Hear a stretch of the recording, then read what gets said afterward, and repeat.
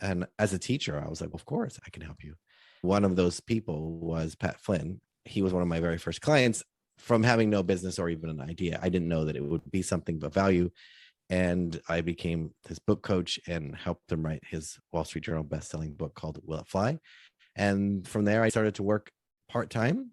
I started to move forward with this whole idea of living abroad. And my husband and I and our daughter moved to Shanghai, where I took a job as a coach, which gave me a chance to not be in a classroom, but still have a full-time job. So I had more flexible time. That was one of the ways I started my business.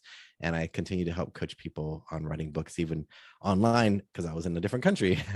That's how I got started in being a book coach. And I've been doing it ever since. That was 2014 when I started. Wow. It's amazing, isn't it? Like you, obviously there was something in that experience for Pat and for Chris that they were drawn to you because, not just the fact that you did this in 30 days, which is unbelievable from someone who's written a book. It was a best-selling book, but it took me 3 years to write that book. Yeah. I mean, I want to know how you did that too. I'll tell you. Okay, is that the next thing you're going to talk about? Part of it is, yes, I want to talk about it because my belief, and this is what I want to talk to you about, is my belief was that writing a book is hard. And it had been up until that point. It really had been hard. I didn't know how to get out of that belief.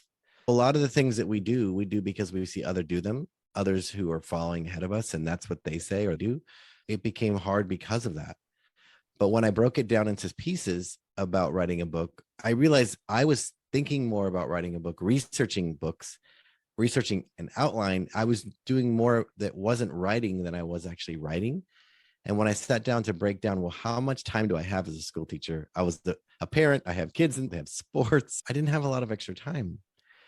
And I wasn't willing to sacrifice that relationship with the kids. I didn't want to be lost from my duty as a father and providing for them.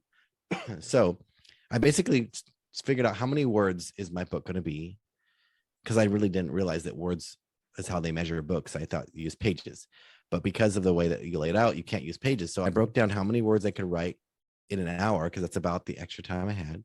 And then I figured out if I write this many words in an hour, then if I wrote for 30 days straight, I would finish the book in 30 days. I was like, that doesn't seem possible. How could I write for an hour and finish a book in 30 days when it took me decades to not finish one? I was really skeptical even of my own self.